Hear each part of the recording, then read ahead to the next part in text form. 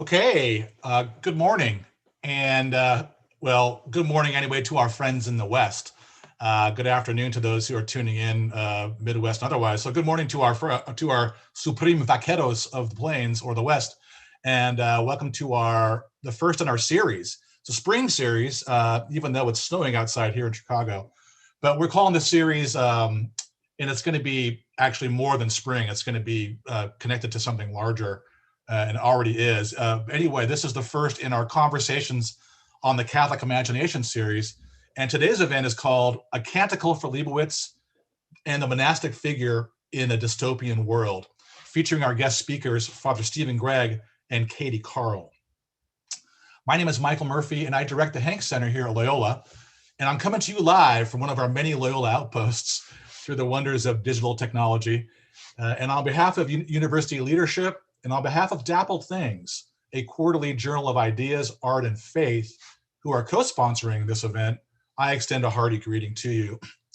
A kind welcome also from our dedicated center staff, our center manager, Megan Toomey, and our graduate student assistant, Kathleen McNutt. Megan and Kathleen are most instrumental in getting our events from farm to table, and I'm grateful for their superb work. So thanks, Megan and Kathleen.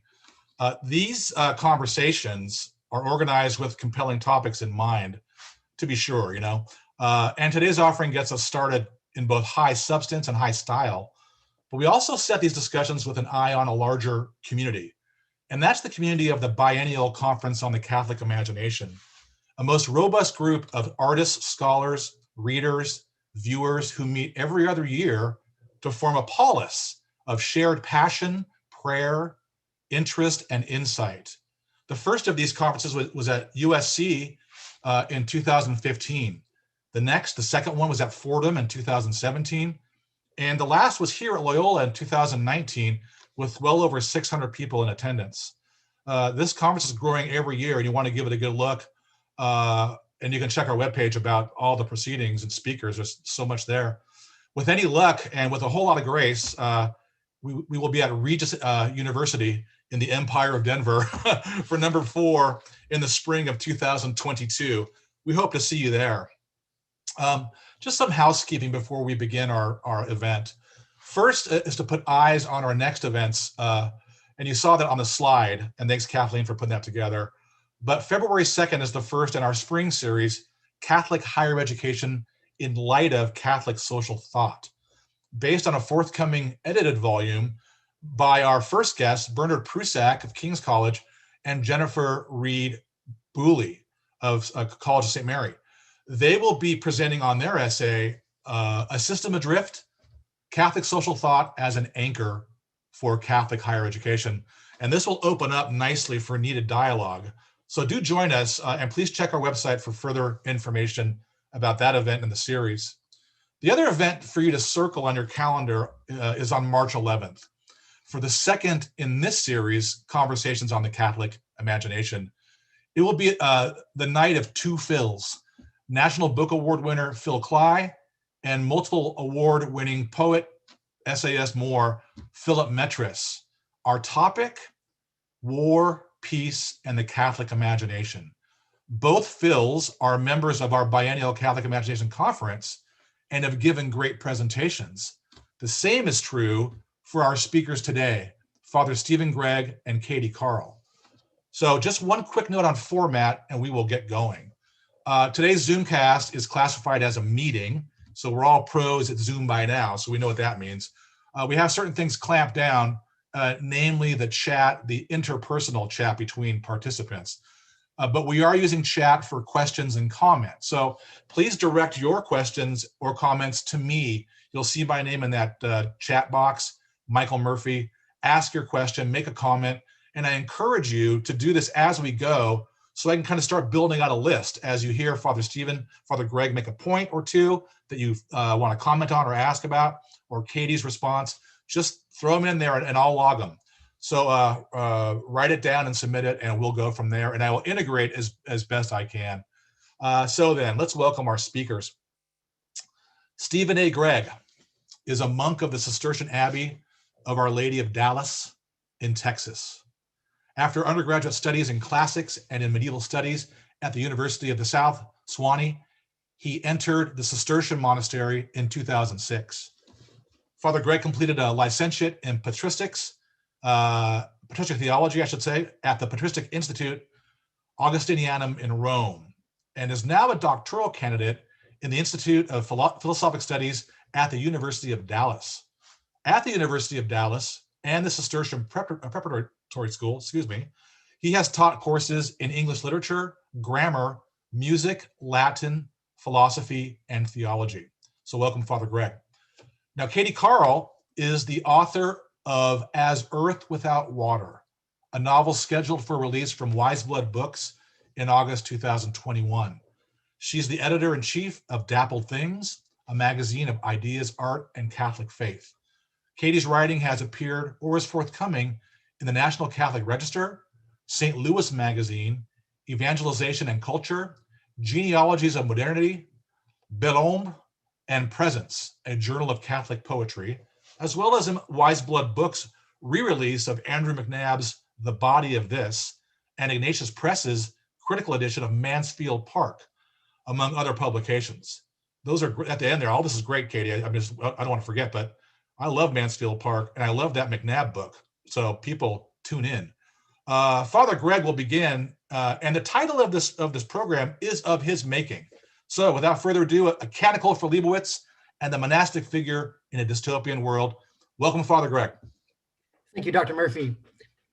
I'm glad to be here on what's a beautiful sunny day in Texas and still peaceful, a chance to talk about future catastrophes in fiction, hopefully only. I did mention, I want to warn people, since I am inside the monastery right now, in a few minutes, a bell will go off in my room. I have no way of controlling it. It will be the indicator that it's time to go to midday prayer. But lest you be worried, I do have dispensation today to miss midday prayer so that I can actually be here. That hopefully won't terrify you. So plenty of novels and films and video games even, right? Offer images of a dark dystopian future. It's become a predominant medium, really, it seems. Or at least they show us some kind of post-apocalyptic confusion. This usually means like strange government forms, maybe tribalism or hyper-technological government, or some kind of alternative history, right? The what if category, or weird new organizations. Wasted landscapes tends to be important. Zombie viruses, I guess just plain old viruses we're getting kind of used to as quasi-apocalyptic. There's all kinds of imaginative tools that writers use to try to say something about our own potential, right? About the actual day that we are in.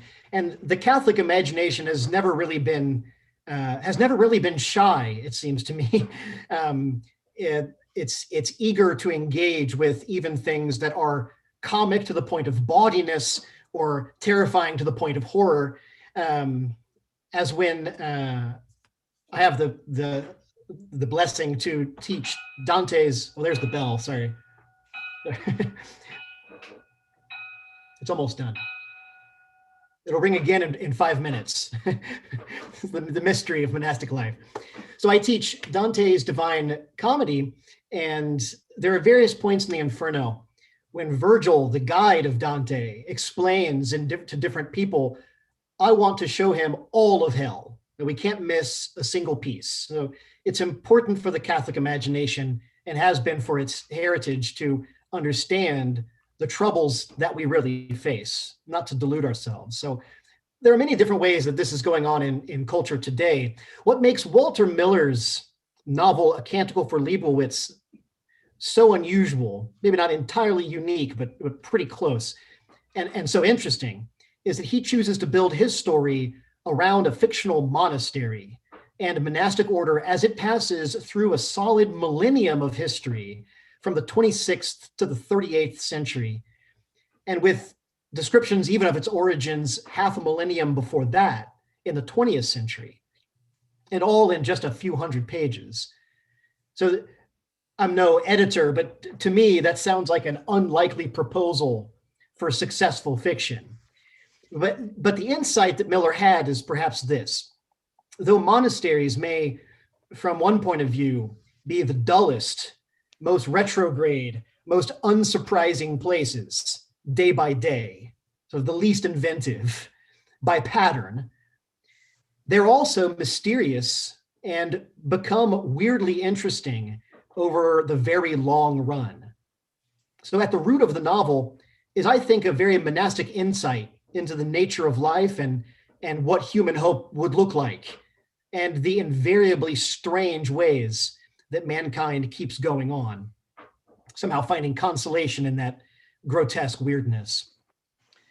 Now, Walter Miller himself seems to have pulled the inspiration for the story from, this is like part of the hagiography of this novel. Everyone mentions this, from his own traumatic wartime experiences. Not even 20 years old when Pearl Harbor was attacked, he enlisted and became a radio man and tail gunner on US bombers, giving him, as it were, a good view of what was being bombed, right? On countless missions over Italy as the Germans tried to maintain their hold on it at the end of the war. He served then, so the sort of initial moment, right, of this novel somehow, he served on one of the many bombers that dropped more than 1,000 tons of explosives on Monte Cassino between Rome and Naples, the monastery founded by St. Benedict himself in the 6th century, which they thought was being used as a sort of a scouting outpost and artillery sort of ammunition dump. Turned out it was just holding a bunch of panicking civilians at the moment. But it's a monastery that in some ways is like a mountain fortress and always has been, but which at the same time, through the course of history, had gathered together vast numbers of manuscripts, much of the classical tradition in Latin preserved in manuscripts at this monastery, not just Christian works, right? So it had been a beacon of culture for a millennium and a half until he was able to watch it being bombed in what turned out to be a kind of a fiasco of an operation, not practically very successful and certainly didn't look good on for PR. That seems to have guided Miller's thoughts, although he didn't seem to notice that till he was already working on the third part of the novel, he told a friend later. So although he wrote the first parts of a Canticle of Leibowitz little more than a decade later as a, by then, sort of Cold War era nuclear apocalypse novel, that deterrent policy of mutually assured destruction, of like, if we raise the stakes high enough, maybe no one will play the game, right? Although that's the atmosphere in which he writes the novel, he's actually thinking, he keeps the nuclear insanity really at the edge of the story in many ways, right? It's mostly the past and the future is this nuclear apocalypse. And he focuses on the monastery in the middle, sort of a bold choice, on the place of long inherited culture that is threatened by a new barbarism. So the novel is more a reflection on seeing that actual ruined monastery than just on than just being a commentary on nuclear strategy. And that's, I think, is why the story is so interesting. Not that nuclear apocalypse is not still possible, right? So to be honest, we've not really exited from that fear. I guess we've just sort of gotten used to it.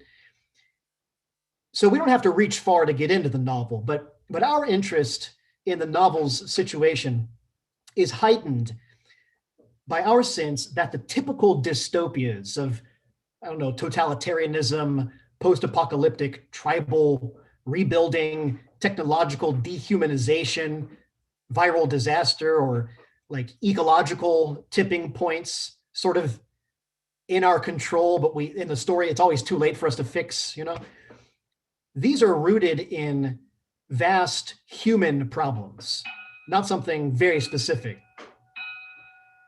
That's midday prayer starting. So that's good. Today, as a brief tangent, is the celebration of the solemnity of the founders of the Cistercian order. So the Cistercian monks are here praying right now for that. And curiously, when Leibowitz of the novel survives nuclear holocaust and wants to learn how to start a monastery, it's to the Cistercians that he goes. So we have hope to survive nuclear war even. That's what we're not praying just for that though. Anyway, I was saying, so the novel's question, right? I don't think we should think of it as just what would post-nuclear apocalypse life be like? A scenario we like to think is unlikely, but rather, how do we get into a dark age? What is its nature? Or are we even already in a dark age? How do we survive one with a sense of true human dignity and purpose? What would it look like to come up with a way of surviving in such a world? And of course, what is the relationship between the progress of civilization and its self-destruction? Is that a necessary end of society, or is there more going on?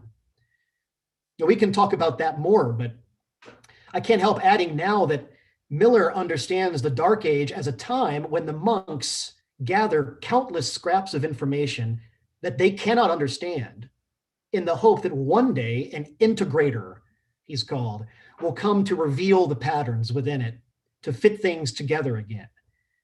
Now, we live in, we're told it's an information age, right? There's virtually infinite scraps of data and content available, but does it fit together into a coherent whole? Do we feel like it's all integrated? Do we know which things are going to be important, which things we need to preserve, and which aren't? Maybe we have been rendered foolish, not by the deprivation of post-nuclear war, but like foolish by our abundance. There's infinite stuff. So the novel, in a way, I feel like it enters right in where we can, in a sense, feel ourselves present without yet having lived in a nuclear wasteland.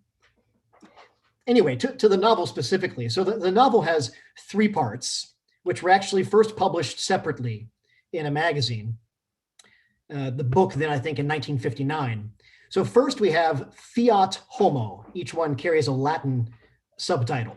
So let there be man, or let there be a man, or the man, which takes place in a non-scientific, barbarously uncivilized era when the monastery has its relics, which they call the memorabilia, the things to be remembered, that can be remembered, but they can't piece them together. They can't quite understand them. And the main event there involves the canonization of Blessed Isaac Edward Leibowitz after a certain long-term novice named Brother Francis Gerard of Utah, of a pagan tribe in Utah, discovers an ancient fallout shelter and manages to preserve a blueprint of an electric dynamo, though without understanding it at all. The second part, called Fiat Lux, the words from Genesis, let there be light, skips ahead half a millennium, a point that loses a lot of readers, I think. Skips to a kind of renaissance when there's governments and kingdoms, and there is a renewal of secular science and mathematics. And the main event here is when one of these secular scholars finally makes a visit to the monastery to inspect what they have preserved. And it turns out one of the monks has reinvented electric lighting. Let there be light. And then the third part, called Fiat Voluntas Tua, right? Thy will be done. This passes on another half millennium to a highly advanced, now sort of reinvented culture, traveling in space, colonizing distant stars, that has, of course, reinvented nuclear weapons. The main event, the advent of another nuclear apocalypse, the destruction of the abbey, but the escape of a group of bishops, priests, and monks on a spaceship to take the memorabilia to the Alpha Centauri colony and preserve the church's tradition, even if Earth is totally annihilated. There's a lot of other things that go on, but these are the key strands. And I think what Miller does to draw them together, I mean, he includes a lot of key words and images that link the story. And he is good at like drawing details on the side without explaining them. Like it's interesting to us who live in North Texas, like Texarkana becomes the center of a dominant empire. Um, I've been through Texarkana many times, and it still excites me to think about this, and its opponents are the Empire of Denver and Laredo, and he's good at introducing these, but then we never really go there. He could have written much more in detail, but he focuses on that monastery in the middle. So there's a lot of weird bits that are in there. And each part, though, has its carefully chosen set of key players in the monastery. So the first part has an abbot Arcos. It has this novice, Francis Gerard, who discovers these relics. And it's got the investigators from New Rome. Rome has been obliterated, so New Rome, they come to look at the cause of canonization. Then the second part has a new abbot named Paulo of Pecos. And we have a bickering duo of monks, right? The librarian, sort of old-fashioned, and the inventor monk, who is obviously, he's the one who wants to move the crucifix to put the light bulbs up, right?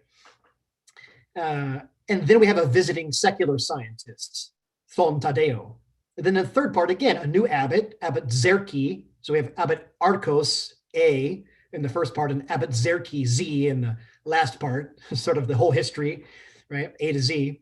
And we have a brother Joshua, who will lead the monks into space, and then another outsider, Dr. Kors, which is like the word for heart, right? Who is a relief doctor and a mercy killer, who is there to cure whom he can cure and euthanize whom he can't cure from the nuclear fallout. So these characters, there's a lot of interesting moments with them. But what I think is sort of the monastic character of the novel is a sort of a broader vision he makes with these three parts, right? He is not working with character as much as with that institution itself, its history, right? That's the character that we are examining. So the way I look at it is this, like what guides Miller's thoughts, I think, is the interplay of, for anyone who studies medieval history, what are pretty familiar tropes of monastic historiography. That on the one hand, monasteries preserved ancient culture and thus made way for the rebirth of the Renaissance, that they did so in a space that is separated from society, and that's how they survive, by not being involved, but is itself a kind of small society, not an individual, that belongs to the church, but isn't identified with the hierarchical church. And then on the other hand, the familiar trope that monastic life preserved knowledge precisely by means of not understanding, right? By not being scientific, by a kind of blind allegiance to preserving in static form what later ages would think really needs to become effective and productive. So what Miller does is recreate this kind of fun dynamic rather carefully, not in the medieval past, but in a post-apocalyptic future, and use it to reveal, in his own kind of apocalyptic way, to really reveal something about human nature and human qualities, the mysteries that shine out against the darkness of human self-destruction. So Miller's use of this monastic conservation of knowledge without understanding is the source of a lot of fun in the book. He creates scenes in which we, the readers, understand what something is, but the monks completely misinterpret it, and it's comic, especially in part one when there's not a lot of civilization. So for example, when Brother Francis finds relics of the past in a fallout shelter, he finds what looks like a grocery list from Leibowitz. It says 1 pound pastrami, can kraut, 6 bagels. Words of sort of cliche meaning for us. He's going to a Jewish deli, right? He's named Leibowitz. But for the monks, they have no idea what they mean. What is pastrami? What is a bagel? They think this could be very important. It's sort of like if you imagine a church today, for all I know, there is one somewhere, that claims as a relic, like a list that St. Joseph made, or like Mary made for Joseph when he was going to the grocery store in Nazareth.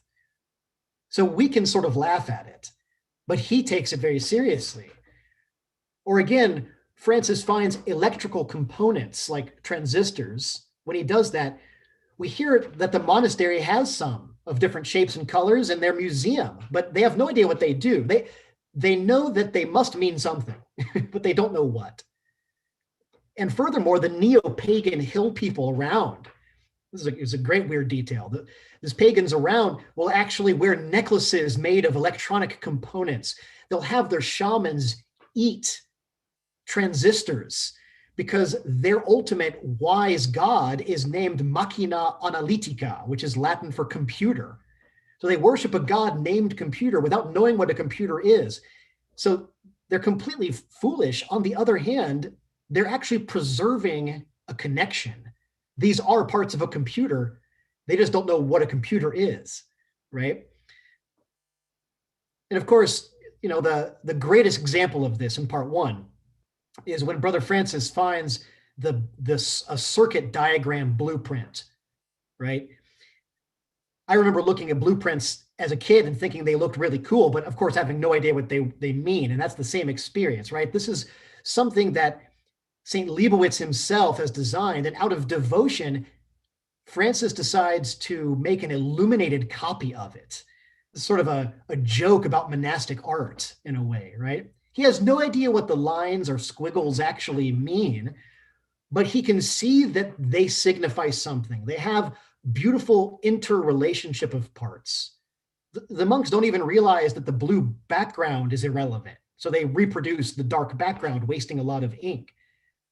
And poor Brother Francis dedicates years of his life to producing a beautiful version of it, something he can't understand, out of the hope that the patron will be canonized and someone someday will tell me what this means. Or not me, it will bear fruit later.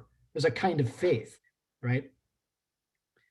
So you see how Miller invites us to like a double cynicism, potentially.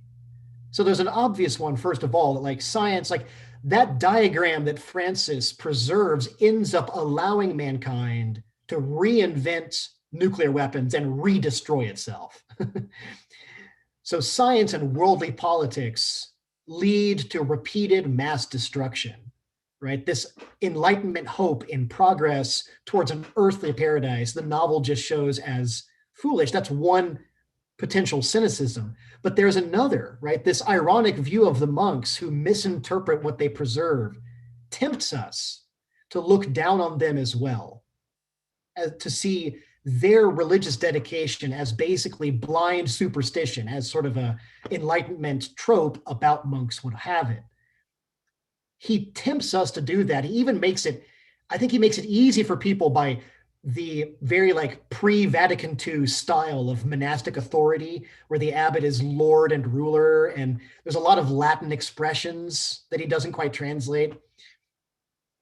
So there's this double cynicism, but I think that's a temptation, which means it's wrong, right? That is leading us down the wrong path. That's not really the final reading. Miller wants us to focus not on the monks' understanding or lack of it, or their unwitting usefulness for human progress, but on their weird kind of wisdom and fidelity. But this is why the monastic figure is central to this dystopia. Focusing on the monk here means looking at the life of faith not in its mystical aspects or as a matter of profound individual faith, very hard to explain. The nice thing about monastic life is it just makes the life of faith sort of overly objective and visual. It turns it to fidelity, right? Practical fidelity, the observance of norms of practice, a lot easier to write about than individual characters' lives of faith, although he does try that as well, right? Their simple pattern, whatever has to do with Leibowitz, we preserve it. We don't ask ourselves first, is this worth preserving? We just keep it going. Monasteries do have this habit sometimes. You just keep doing it the same way because we've forgotten once we ask what's the right way to do it, we're going to lose everything. That sounds terrible, right? But he is showing that there's something weirdly beautiful about it, right? Which is this, right? That like that fidelity is easy to mock, this fidelity to tradition without understanding. But it shows this: we live not by like alternating between or just choosing adherence to observable scientific fact on the one hand, or unwavering obedience to transcendent divine command, like two opposed things, and we just have to choose. Rather, we are engaging at all times with a part of a story. Like monasteries, the image of a monastery enforces that the individual monk knows he is only part of the history of this institution. So we are holding on to the human desire to live and to hand on true life, right? Not the need right now to get everything just right, but the need to keep going. So what Miller is at pains to show is not that human civilization, I think, is fragile or futile. It is. That's been in the news a lot, right? Even President Biden spoke, I think, of the fragility of democracy, right, in his inaugural address. But that's, of course, true. But the other side of it, right, it's not just that humans are always sinking into ignorance or reaching to annihilation, but that human life has a durability as well. Like monks are amazingly hard to get rid of. The French Revolution closed down all the 1,000 monasteries in France, and yet now they're back. There's just no way to eradicate it. Sort of like cockroaches, some people say, right? Or like oak trees, to be more positive. They're just sort of impossible. Human life endures, but the problem is it endures as something weird. Like things carry on, but become strange. I think that's what he is wanting to do. So his trans-historical portrait of the Albertian order of St. Leibowitz, as he calls it, as this kind of radical, almost absurd, not totally absurd, but almost absurd devotion to preservation, right? A specific kind of conservatism, right? Conservationism, really. This is to exemplify, as monks do in their own weird way, this sort of clinging to life, right? The great conflicts in the novel, as you read through, are about whether it's really whether to give up life or not, right? It's not just will science work or not. So in the first part, there's a lot of like multi-headed mutants because of radiation. And there's a debate in society whether they should be recognized as human or not, right? And it's no surprise the church and the monks come down on the side. They're born of human parents. They seem like monsters, but we will treat them as created in the image of God. Those are human, right? Even though they are grotesque and we can't really teach them, right? We don't want to give up on them. It seems crazy. Then later on, there's a similar question, right? Which is after the next nuclear holocaust. In the third part of the novel, everyone is dying of horrifying radiation poisoning. And the government sets up a legal means to achieve euthanasia, a mercy camp where you can get a certificate from a doctor that allows you to be peacefully executed, as it were, right? To die in peace and rather than suffer an incurable disease. And this leads to a conflict because the camp is across the street from the monastery, two miles down the road. So the abbot is protesting. There's a lot of confusion about what to really do, but he insists that we must instead face the challenge, right, of suffering. And he himself ends up doing that. And then maybe last of all, at the end of the novel, when the monks are leaving to go to outer space, I mean, how easy it would have been, how easy it would be at any point to just say, you know what, we quit. we give up. The human race will simply continue destroying itself. But instead, what have they done? Over a millennium and a half, this order has trained itself to just keep going.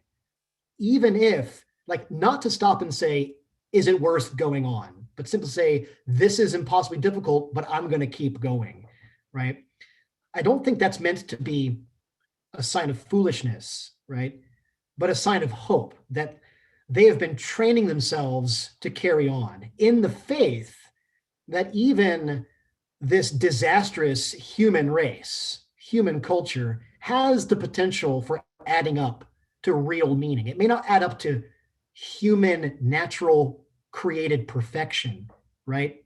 But a kind of mysterious perfection. And that, I think, is where the novel ends in many ways. So there's this question about paradise and Eden. Will we manage to attain immortality, complete control over our passions, perfect knowledge, right? Will human culture lead us there? Not really, but that doesn't mean we're not headed somewhere strangely beautiful. And this is what is played out in the last scene of the novel. So there's this character named Mrs. Grails. This is one of the weirdest things I think I've ever really read and continued to turn back to. Mrs. Grails, who calls herself a tomato woman. She doesn't speak standard English. She pesters the abbot over and over again. The problem she's got is that she is a nuclear mutant. She's got a second head growing on one shoulder. She claims it's her daughter. She names it Rachel, and she is pestering to have it baptized. The parish priest won't do it, and the abbot says, I can't tread on his authority. But then as the end approaches, this becomes central, this weird outgrowth. It's grotesque and creepy, but it starts to become a character. Brother Joshua has this dream in which the head opens its eyes and tells him, I am the Immaculate Conception. It's born out of the radiation in her body, right? Like this new Madonna of Lourdes. Very strange. And then as the actual apocalypse is happening and the monastery is destroyed by a shockwave, the abbot has heard Mrs. Grail's confession. He has absolved her, and then she dies. He is himself half crushed and dying, and he engages in an interchange with Rachel, who can only repeat words. He tries to baptize her, but she refuses. And he recognizes she actually doesn't need baptism. She's free. She's free from original sin. She's actually immaculate. He has dropped the ciborium full of consecrated Eucharistic hosts on the ground, and she picks it up and gives it to him. She has become this channel of grace, even though she is this nuclear mutant. So man survives in a perfected form with a kind of innocence, but as a two-headed mutant. That's the new Eve, right? This is the new paradise. So kind of the desert blossoming, but it's a grotesque Eden. There's innocence and beauty he claims he sees in her eyes, right? She touches him as he dies, and she says to him, live. It's like the first word she kind of comes up with on her own. And he says she sees the mystery. She can't use words, but she sees the presence under the veil of history. It's a really weird moment. So I think that the story then, it's a very dramatic and a lot of conflict of different, sort of policies and thoughts and of disaster, but it's a true comedy. I don't think that Walter Miller is making a farce or like a pastiche of Zerke's faith at the end.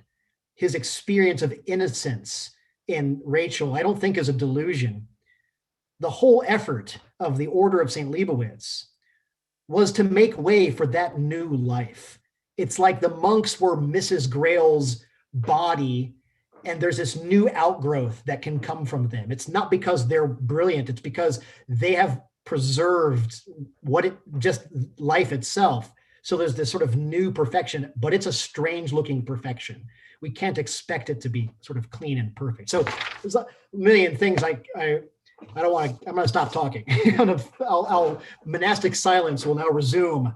But it's a brilliant novel full of strange, radical images. I think the monastic character of it is what I've tried to bring out rather than its many other kinds of characters. So I'll gladly invite a more intelligent, maybe more attentive reader's insight from Katie Carl. So thank you all for listening. Thank you, Father Greg. That's fantastic. Thank you for everything you've said. And which above all, I think reflects an expression of the virtue of hope. And I think Miller's novel reflects this hope too, although, as you say, the hope in Miller is inflected toward the very long view, maybe toward the grotesque, in the work of preservation, and it's not without its darknesses. You've given us a lot to think about, and you've spoken to us as a monk and as a preserver of culture yourself. When I speak, I'm speaking as an editor and a writer of fiction, so I'm going to spend time paying attention to, but Father Greg, you've given us, a lot of the depth that Miller goes into and have really dug into the thematic richness that's available in this novel. And what I think I will do is spend some time talking about, on the line level, how Miller gets the effects that he gets.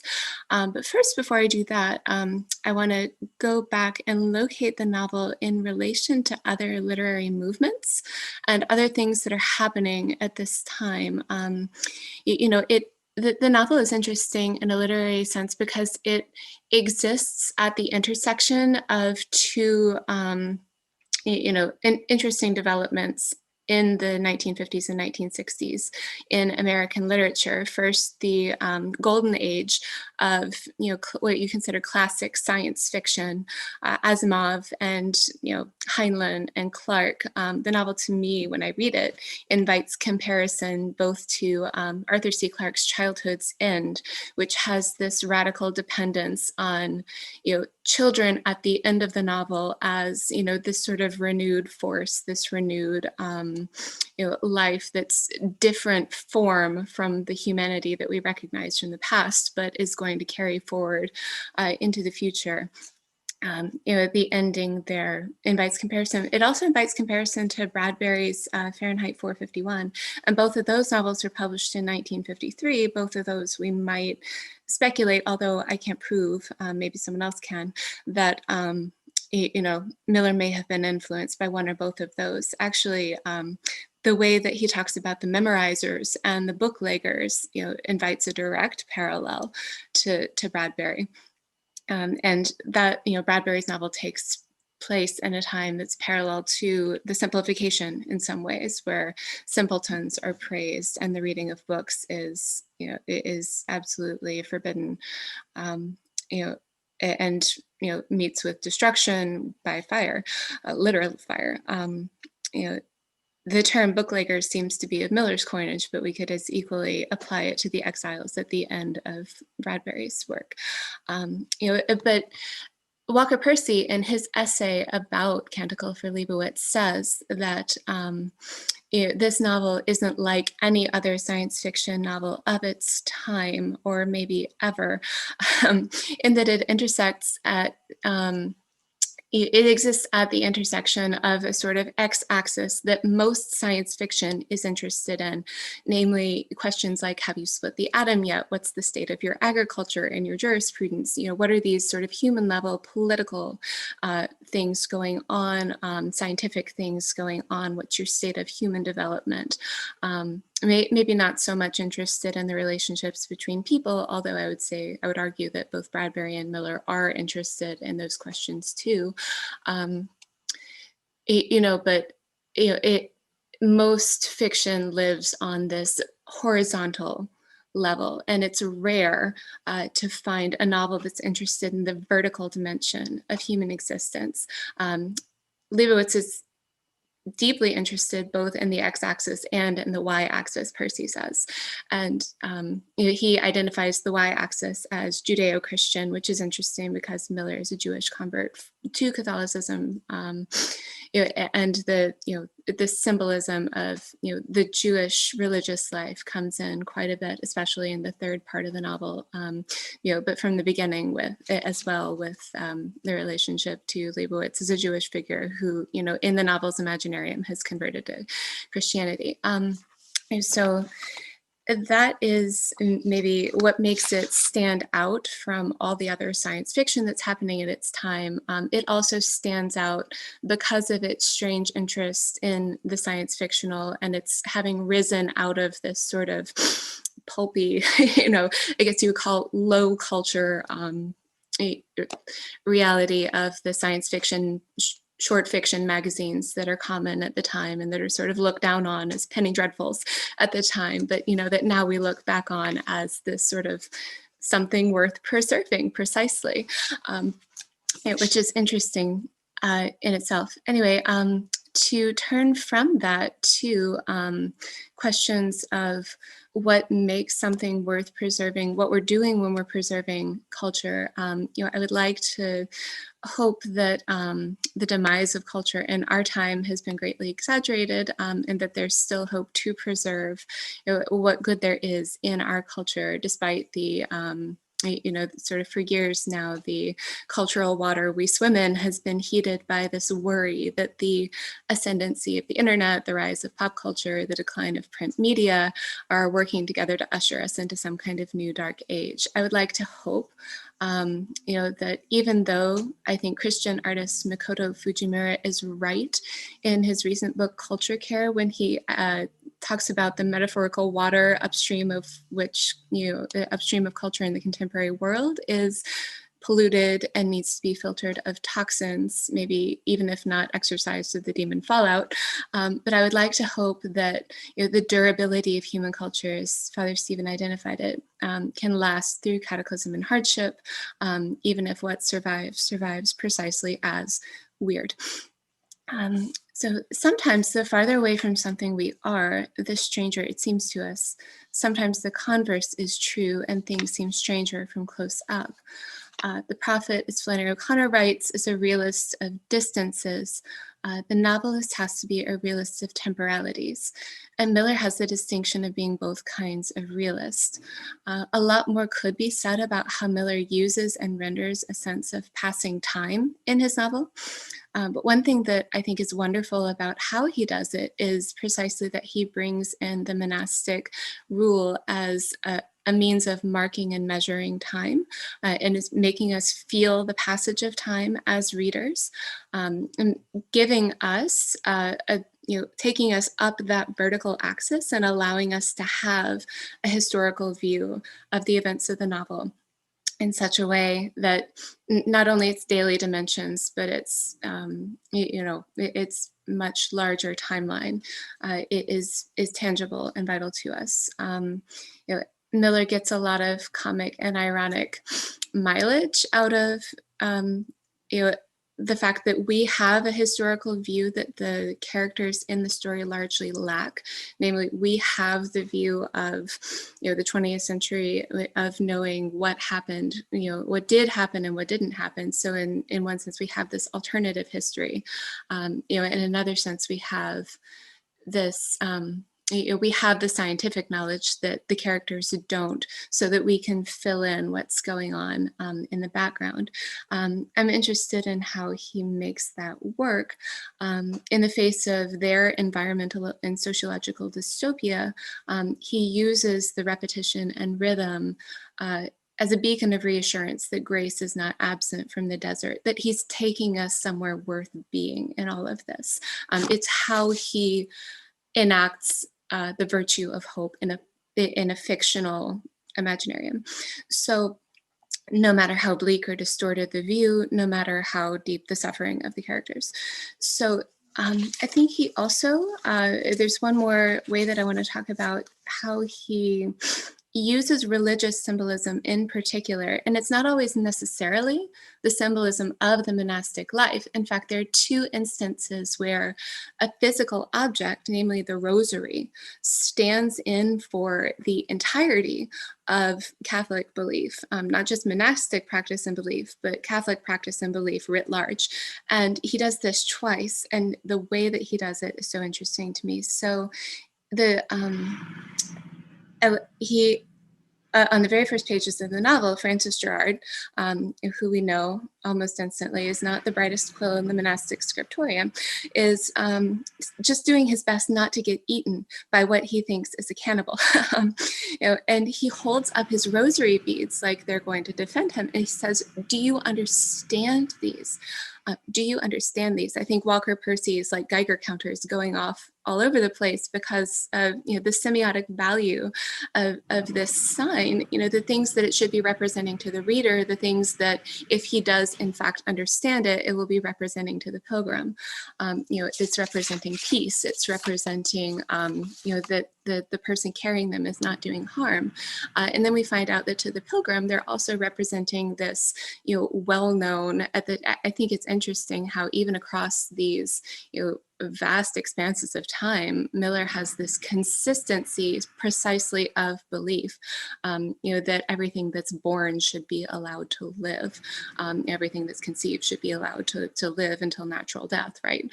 And that's what's at issue in both of these instances. Anyway, to jump back to the first one, they signify to the pilgrim this belief, and his reaction is both telling and amusing. He goes, "Oh, you're one of those."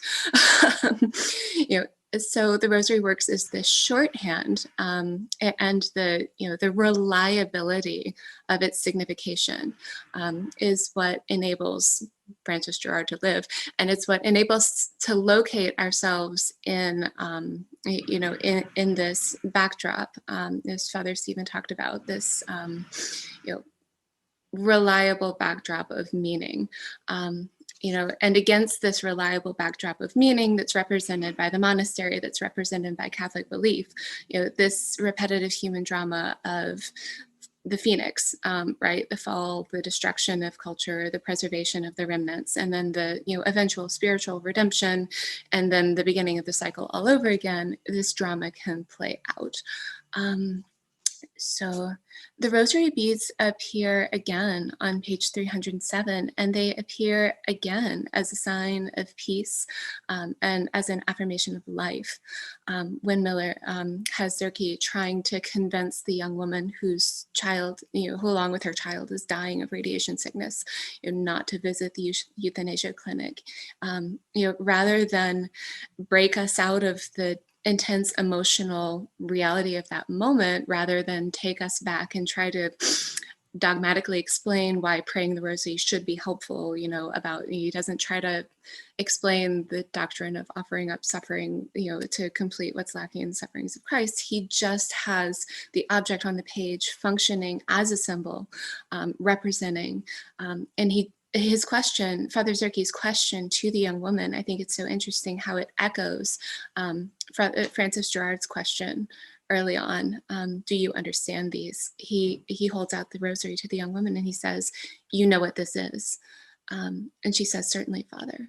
She knows, she understands, but I think the way in which that scene ends invites us to ask ourselves, how completely does she understand? She understands, but does she, is her understanding going to be enough to support the action of her will in incredibly difficult circumstances? Is it going to be enough to enable her to live out this hard teaching? And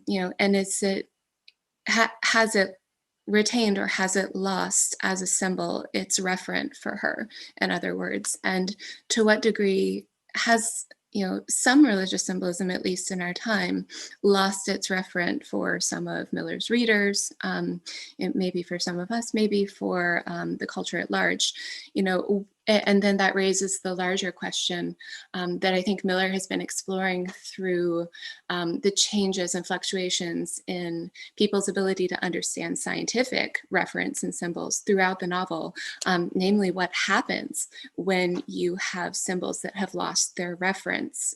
You can't act on the knowledge, right?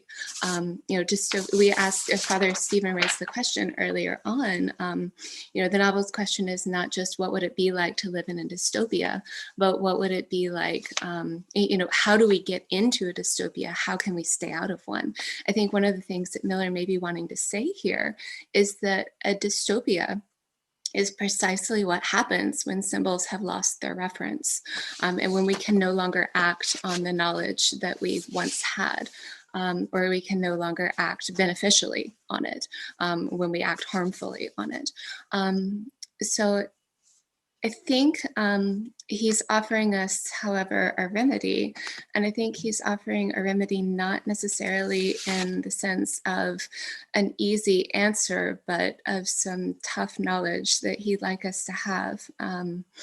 And he's raising questions as much as he's giving answers. But I think some of the things he's offering us explicitly or implicitly are precisely these characteristic habits of the Catholic imagination, these symbols that retain their reference, that enable us to act helpfully rather than harmfully. And these habits that include thinking in centuries, thinking with a historical perspective, taking the long view, balancing the historical with the individual, resisting fear, it's huge. The ability to identify and oppose moral wrong, not through mob mentality or emotivism, but through clear reasoning and spiritual discernment.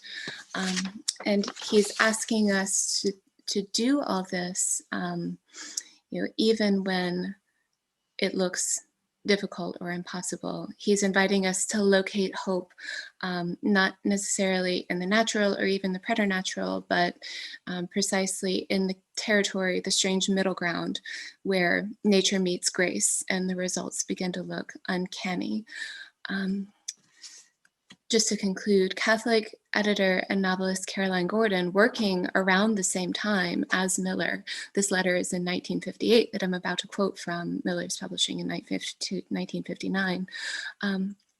Gordon writes to Flannery O'Connor, her protege, there's only one plot, the scheme of redemption.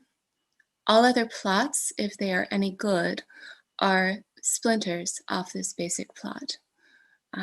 Gordon also tells O'Connor that the end of his story should achieve altitude, closely attain to something approaching a divine perspective on human events.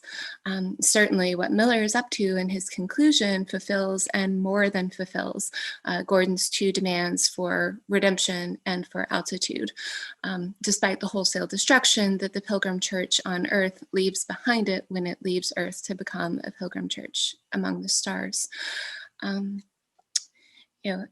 But I think Miller wants to draw our attention not only to that departure, but also to, the suffering that's implied in that moment when, Earth is being left behind.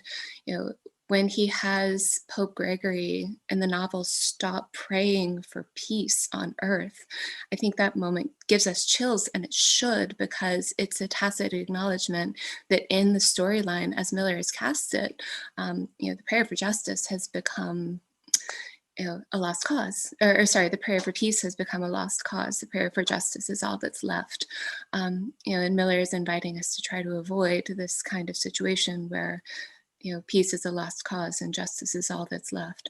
And I think the fabulated nature of that moment shouldn't invite us to keep it at the margins of our attention, the way that, for much of the novel, The Nuclear Apocalypse is at the margins of attention.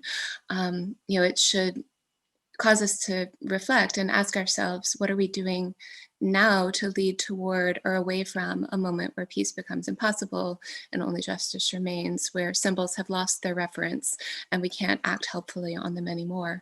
I think Miller would be happy to see us take the direction that he has Brother Joshua take at the end. And also I'll end with Brother Joshua's prayer. Speak up, destiny, speak up.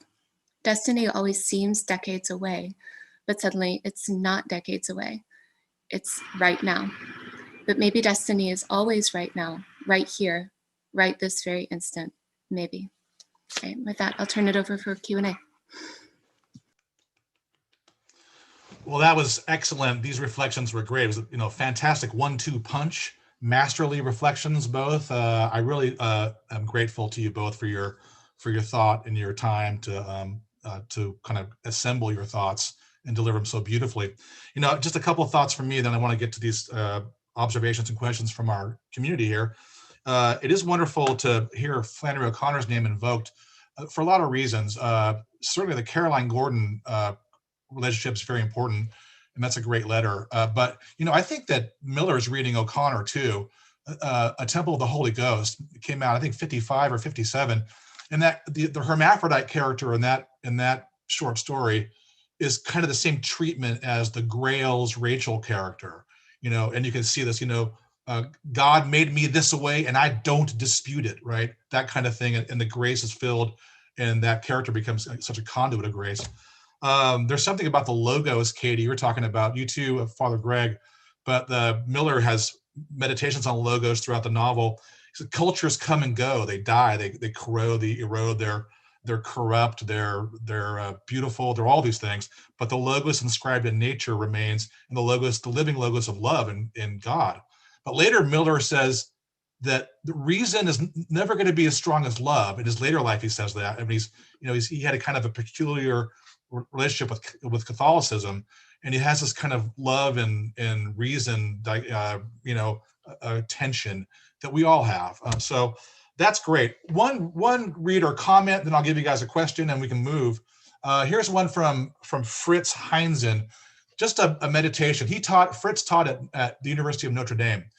And he said he used to teach Canticle with his students in his freshman international relations class. He says, the best book I ever used with students in the classroom. It got them to think about so many different issues related to international relations, and was a welcome change of pace from all the usual factual material. Would recommend it to anyone else who's doing this, not just international relations. I mean, I put a novel in every class. I don't care what it is. And that's a core curriculum. So that's just a text without comment. Let me give you this one here from Colleen Trevis. I believe it's Colleen Trevis. It is Colleen. And Father Stephen, she writes, talks about wondering if we are reaching a dark age here and now. Would the rise of fake news and questioning of truth be ways in which we are moving into a dark age? How can we resist this pull? What do you think, Father Greg?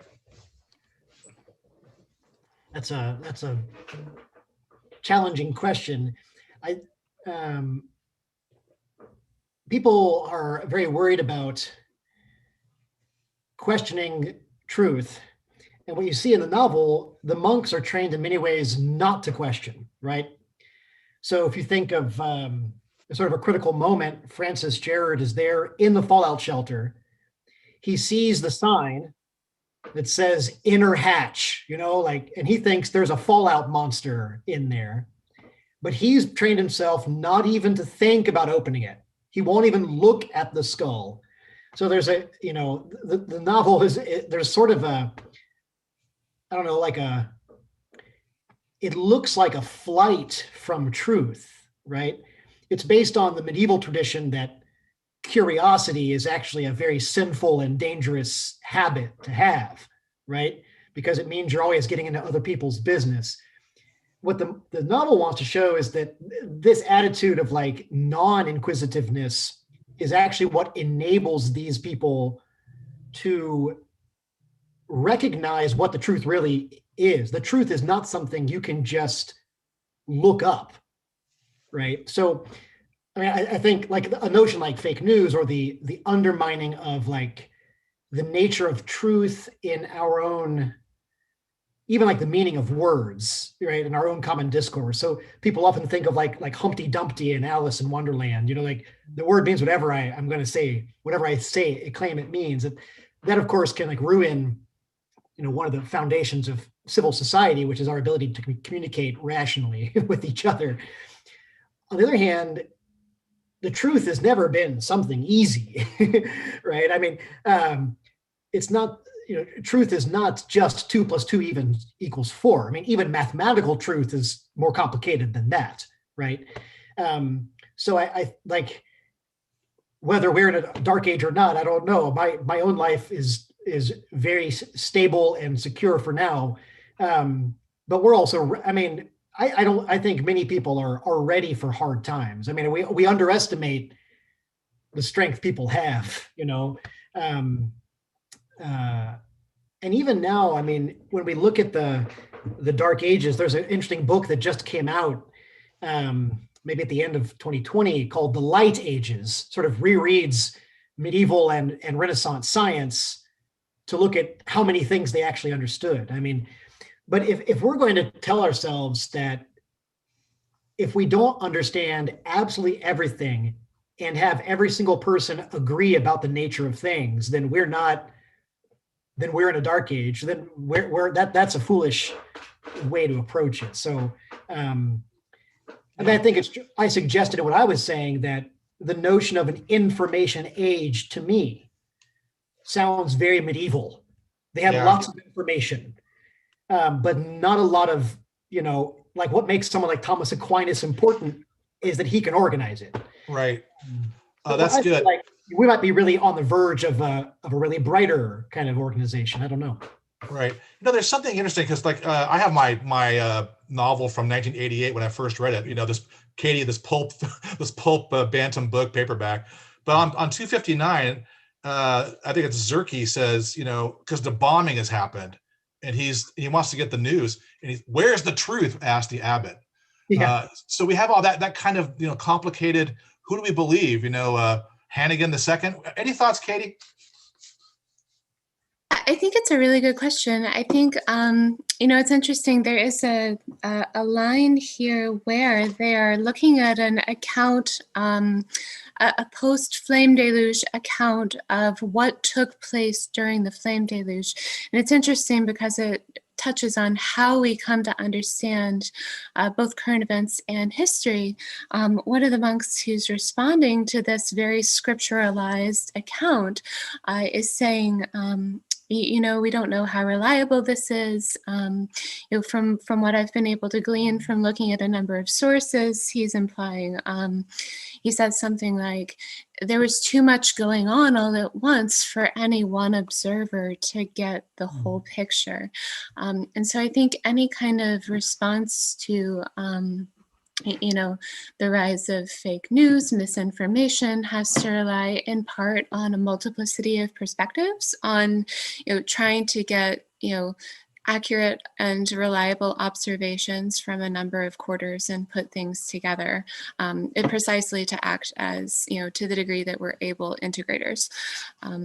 That line jumped out at me because it was very similar to a text that someone in my family sent me. After the Capitol was stormed, they said, "There's so much happening all at once. I can't find any one source that's integrating all of the, the news that's coming out of just this one event."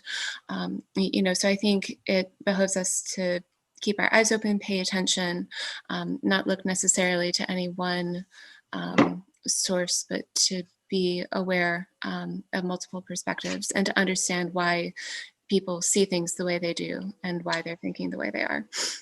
I think that's fairly put, and I agree. There's something about the simplification in the novel and some of these other spurious sources, say QAnon type things, where it's not like know nothingism. There's one thing there's one thing to be simple. There's another thing to traffic in lies. So those are categorically different. But I think, we could say something it's 1:12. We have about 3-4 minutes. We know that we can go on a long time here. I know Father Greg teaches this novel. Others do on the thread as well. I want to read one comment and then read another question and hopefully get to that and see where we are. John Neff writes this, very simple, but I think very profound.